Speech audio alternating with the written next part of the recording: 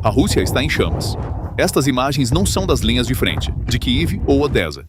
Este é o quintal de São Petersburgo, a 1000 quilômetros de distância da Ucrânia. Durante décadas, São Petersburgo foi mais do que apenas uma cidade. Tem sido o símbolo mais brilhante do poder pessoal de Vladimir Putin, sua imunidade e sua janela para o Ocidente. Esta cidade foi apresentada como um refúgio seguro, isolada do caos e da destruição da guerra. Mas esta ilusão estratégica agora está envolta em chamas. Drones lançados da Ucrânia atingiram o coração desta cidade intocável 2 vezes em uma semana com precisão cirúrgica, desferindo 2 golpes mortais. Na noite de 22 para 23 de março, a Ucrânia lançou uma das maiores e mais coordenadas ondas de ataques até hoje, estendendo-se do Mar Negro ao Báltico, com o objetivo de paralisar completamente a indústria petrolífera da Rússia. As chamas subindo nos céus de São Petersburgo naquela noite eram uma prova inegável de que a guerra não estava mais confinada a frentes distantes, mas agora ardia no próprio quintal de Putin, bem na linha vital econômica do regime. A promessa de segurança havia desaparecido. Esta era a declaração de que a guerra agora havia chegado à própria porta de Putin. Tudo começou com uma operação meticulosamente planejada pelas agências de inteligência da Ucrânia, o GUR e o SBU, e executada com um timing impecável. A cadeia de eventos começou com ataques de drones sem precedentes na região de Leningrado, na Rússia. O alvo era o coração da economia de guerra russa. O porto de Primorsk, o maior terminal de exportação de petróleo da Rússia, foi atingido. Este não é um porto comum. É uma instalação estratégica onde 1,5 milhão de barris de petróleo são bombeados diariamente e 100 milhões de toneladas de produtos petrolíferos são processados anualmente. Apesar de estar a 1000 quilômetros completos da fronteira ucraniana, os drones conseguiram penetrar essa rede de defesa e incendiar os enormes tanques de combustível. O governador regional anunciou que mais de 50 drones foram abatidos. No entanto, os sistemas de defesa aérea foram forçados a operar bem no meio de assentamentos civis, até mesmo em áreas residenciais. As autoridades russas, como de costume, tentaram minimizar a situação, referindo-se a um pequeno incêndio. No entanto, vídeos civis vazados e imagens de satélite expuseram suas mentiras. Chamas engolfaram o coração da instalação, pintando o céu de laranja. Para entender a total convulsão causada por esses ataques, é preciso entender o que São Petersburgo significa para a Rússia. Esta cidade ocupa um lugar distinto, até mesmo em relação a Moscou. São Petersburgo é a personificação do desejo da Rússia de se afastar de suas raízes asiáticas e se tornar uma potência europeia. Com sua arquitetura, museus e canais, sempre foi o rosto mais próximo da Rússia ao Ocidente. Atingir este lugar não mira apenas nos edifícios, mas no ponto mais sensível da identidade nacional e narrativa histórica da Rússia. Historicamente, São Petersburgo também foi o centro do comércio e interação da Rússia com a Europa. Antes da guerra, esses portos eram as principais artérias para o comércio com a Alemanha, os Países Baixos e outros países europeus. São Petersburgo e a área circundante, incluindo o enorme porto de Ust-Luga, formam o maior complexo portuário báltico da Rússia. Este é o portal mais importante da Rússia para o mundo. Uma grande parte dos produtos petrolíferos refinados, diesel, gasolina, combustível de aviação, carvão e exportações de contêineres são enviados a partir desses portos. Após as sanções, esse papel mudou e os portos se tornaram um centro para a exportação cinza de produtos petrolíferos russos para países como a Índia e a China. Os ganhos em moeda estrangeira com isso financiam diretamente a máquina de guerra de Putin. Atacar esses portos e as refinarias que os abastecem, como Kirish, significa cortar o principal canal para o tesouro de guerra da Rússia. Este é o fechamento violento do sonho da janela de Tsar Pedro para a Europa devido à guerra que o próprio Putin iniciou. Os portos construídos para conectar São Petersburgo à Europa agora estão sendo atingidos por armas desenvolvidas com tecnologia da Europa. Esta é uma das ironias mais amargas da história. A cidade também abriga Kronstadt, a principal sede da frota do Báltico russa. É o cérebro de todas as operações navais russas no Mar Báltico e a espinha dorsal logística que alimenta Kaliningrado. Ameaçar esta região traz o risco de paralisar militarmente toda a frente norte da Rússia. Acima de tudo, São Petersburgo é a cidade de Putin. Sua jornada de uma carreira na KGB a vice-prefeito e depois ao Kremlin começou aqui. As figuras mais poderosas da administração e da economia da cidade são seus amigos e aliados mais próximos. A questão de como um líder que não pode proteger sua própria cidade natal, seu próprio reduto, pode proteger toda a Rússia, foi feita da maneira mais dolorosa com esses ataques. O aspecto mais assustador desses ataques é que eles provam o fracasso completo dos tão aclamados sistemas de defesa aérea da Rússia. Uma cidade como São Petersburgo, que é de importância estratégica, é a cidade natal de Putin e abriga a frota do Báltico, deveria normalmente ser protegida por uma rede de defesa aérea tecida com os sistemas mais avançados, como o S-400. No entanto, o fato de drones lentos terem rompido esse escudo 2 vezes em uma semana mostra que esses sistemas de bilhões de dólares são inadequados ou que a cidade foi deixada indefesa porque foram desviados para a guerra na Ucrânia. Atacar a infraestrutura portuária e de refinarias da Ucrânia é uma ação que pode encerrar essa história. Agora, o problema não são apenas as sanções, mas também a segurança física. O impacto civil desta crise militar foi imediato. O plano Cover foi ativado em Pulkovo, o principal aeroporto de São Petersburgo. Isso significou que o céu foi fechado para todos os voos civis. Em apenas uma manhã, 48 voos foram cancelados. Dezenas de aviões foram desviados para aeroportos alternativos, circulando no ar.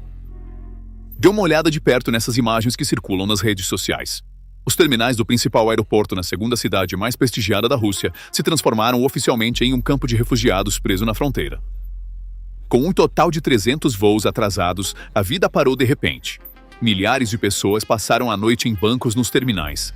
Aqueles que não conseguiram encontrar um banco foram forçados a dormir desamparados em suas malas no chão frio do terminal. As pessoas não podem sair, não podem voar e não sabem para onde ir. Olhe para as expressões nos rostos daquela multidão deitada no chão nos corredores lotados. Isso não é apenas cansaço por atraso, é a impotência de enfrentar a realidade de que o Estado não pode proteger seus próprios cidadãos. Mas a crise não se limitou apenas aos passageiros dormindo no chão frio. Há uma dimensão econômica muito mais devastadora nisso. Quando os céus fecharam, não foram apenas os aviões de passageiros que pararam. Os aviões de carga também foram impedidos de voar. Você sabe o que isso significa? Cada avião de carga atrasado é mais uma mão apertando a garganta da já combalida cadeia de suprimentos da Rússia. A súbita interrupção das rotas logísticas leva diretamente ao corte do fornecimento de medicamentos, alimentos e materiais essenciais. Para uma economia civil que luta para abastecer as prateleiras das lojas e enfrenta a inflação, o bloqueio de uma de suas principais artérias logísticas por horas é um golpe pesado no coração do sistema. Os centros comerciais estão vazios e até restaurantes em pequenas cidades estão fechando.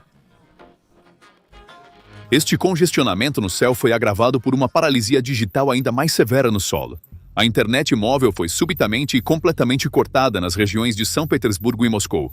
O Kremlin afirmou que a interrupção tinha como objetivo impedir que drones ucranianos usassem torres de celular para navegação. No entanto, essa chamada medida de segurança instantaneamente lançou uma das sociedades mais integradas do século XXI de volta à impotência dos anos 1990. Imagens capturadas por câmeras mostram claramente o choque e a raiva experimentados pelos cidadãos russos comuns. Claro, precisamos lembrar das coisas que esquecemos. Por exemplo, como uma rede telefônica local. Em outras palavras, muitas pessoas ainda têm seus telefones em casa, e assim estamos realmente começando a aceitar a ideia de que precisamos voltar aos telefones de escritório.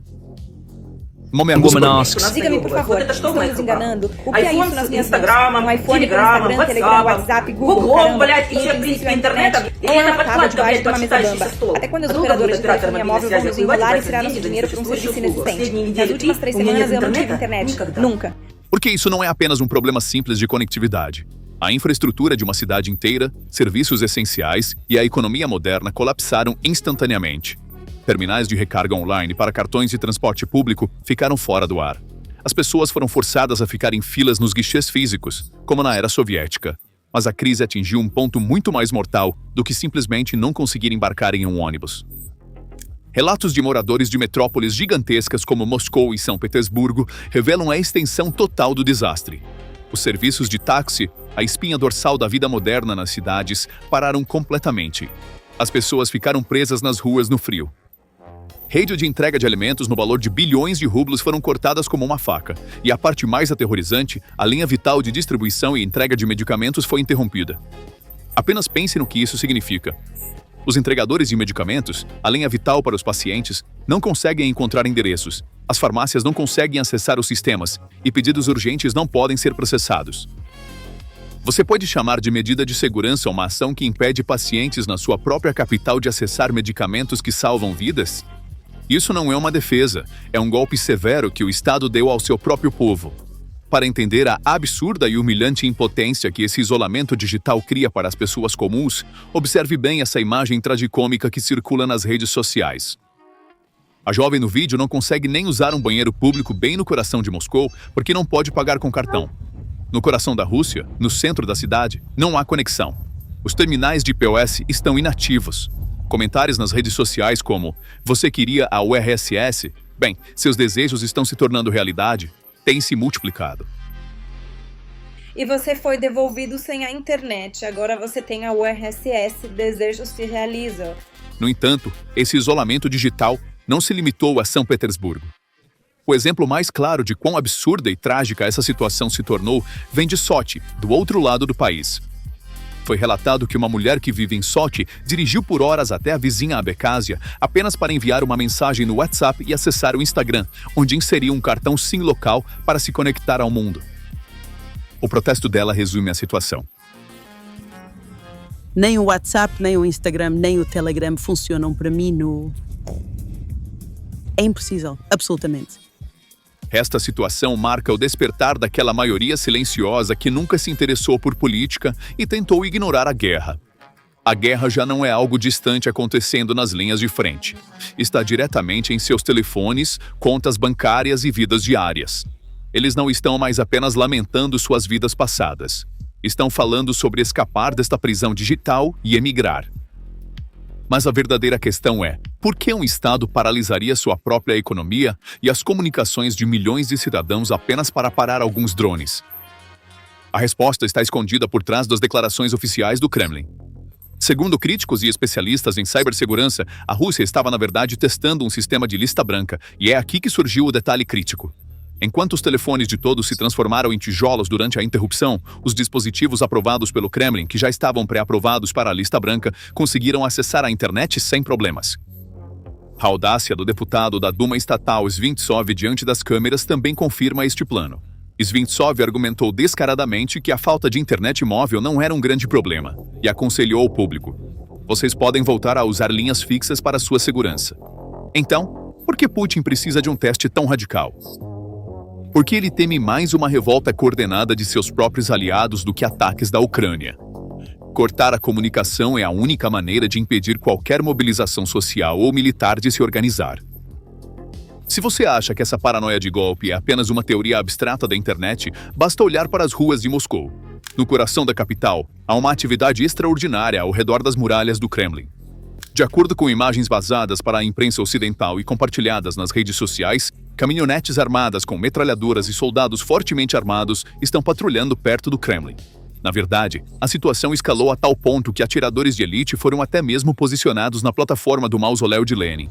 No entanto, não são os edifícios que estão sendo protegidos por metralhadoras pesadas e atiradores de elite, mas sim o próprio regime.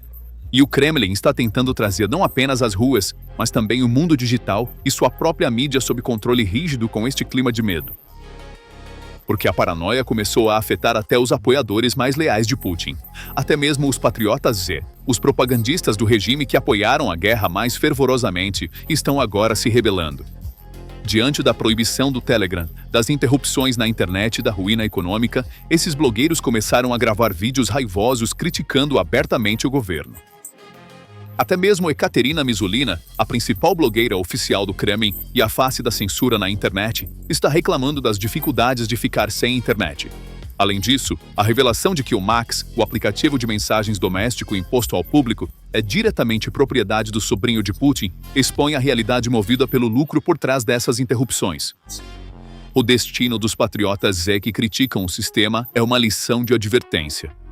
Figuras como o crítico de Putin, Ilya Remezlo, foram presas e confinadas a um hospital psiquiátrico em São Petersburgo imediatamente após pedirem a renúncia de Putin, assim como as táticas da KGB da União Soviética.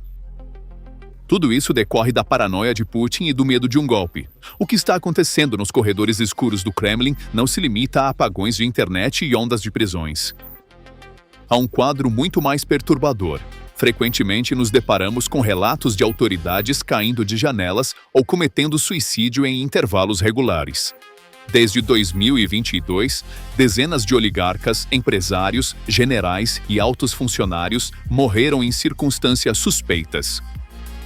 Este fenômeno, apelidado de Síndrome da Morte Súbita Russa pela mídia ocidental, foi descartado como acidente ou suicídio todas as vezes.